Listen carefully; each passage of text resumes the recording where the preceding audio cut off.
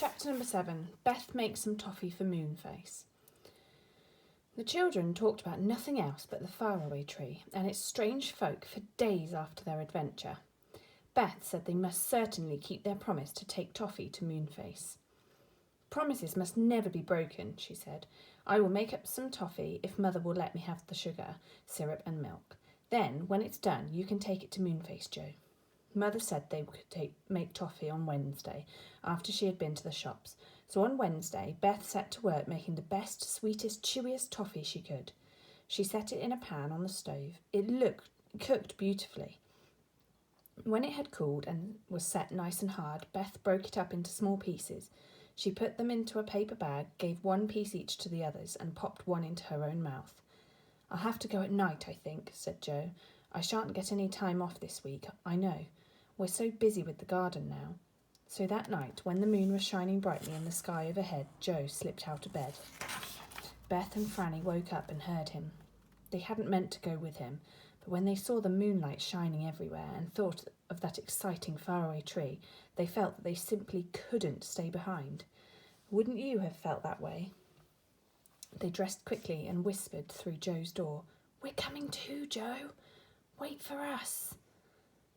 Joe waited. Then they all three slipped down the creaky stairs and out into the moonlit garden.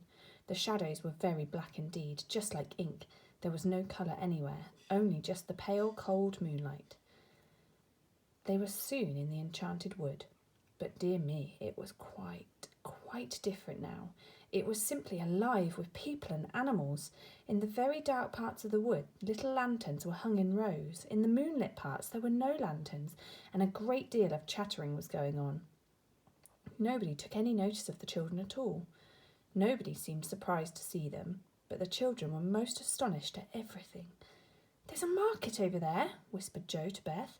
Look, there are necklaces made of painted acorns and brooches made of wild roses.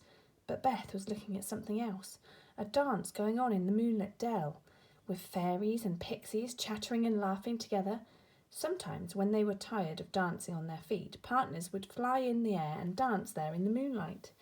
Franny was watching some elves growing toadstools. As fast as the toadstool grew, an elf laid a cloth on it and put some glasses of lemonade and tiny cakes there. It was like a strange dream. Oh, I am glad we came, said Beth in delight. Who would have thought that the Enchanted Wood would be like this at night? They wasted a great deal of time looking at everything, but at last they got to the faraway tree. And even here there was a great difference. The whole tree was hung with strings of tiny lights and glittered softly from branch to branch, rather like a very enormous Christmas tree. Joe saw something else. It was a stout rope going from branch to branch for people to hold on to when they wished to go up the tree. Look at that, he said. It will be much easier to go up tonight. All we'll have to do is just hold on to that rope and pull ourselves up by it. Come on. Other folk, and some animals too, were going up the tree, not to the land at the top, but to visit their friends who lived in the trunk of the enormous old tree. All the doors and windows were open now, and there was a great deal of laughing and talking going on. The children climbed up and up. When they came to the window of the pixie who had been so angry with them last week because they had peeped in, they found that he was in a very good temper now, sitting smiling at his open window, talking to 3 owls. But Joe didn't think they had better stop, in case the pixie remembered them and threw water over them again. So on they went, holding on to the thick rope, climbing very easily. They came to Silky's house and called her. She was at her stove, baking something. "Hello," she said, looking up and smiling. "So here you are again, just in time too, because I'm baking pop cakes, and they are most delicious hot." Her silky golden hair stood out round her tiny face, which was red with baking. Joe took out his bag of toffee. "We're really taking them to Moonface," he said, "but do have one." Silky took one and then gave them 3 hot pop cakes each. My goodness, how lovely they were, especially when they went pop in the children's mouths. "We mustn't stop, Silky dear," said Beth. "We've still a long way to go up the tree." "Well, look out for Dame Washalot's washing water then," said Silky. "She's dreadful at night. She knows there are a lot of people up and down the tree, and she just loves to soak them with her dirty water." The children went on up. They passed Mr. What's-his-name, still fast asleep and snoring in his chair, and dodged Dame Washalot's water sloshing down. Nobody even got splashed this time, Franny laughed. This really is the funniest tree I ever knew, she said. You simply never know what's going to happen. They pulled themselves up and up by the rope and came at last to the top. They knocked on Moonface's yellow door. Come in, yelled a voice, and in they went. Moonface was sitting on his curved bed, mending one of his cushions. Hello, he said. Did you bring me that toffee you owe me? Yes, said Joe, handing him the bag. There's a lot there, Moonface. Half to pay you for last week's slippery slide, and half to pay you if you'll let us go down again tonight. Oh my, said Moonface, looking with great delight into the bag. What lovely toffee! He crammed 4 large pieces into his mouth and sucked with joy. Is it nice? Said Beth. Answered Moonface, quite unable to speak properly, for his teeth were all stuck together with the toffee. The children laughed. Is the roundabout land at the top of the faraway tree? Asked Joe. Moonface shook his head. He said. What land is there now? Asked Franny. Moonface made a face and screwed up his nose.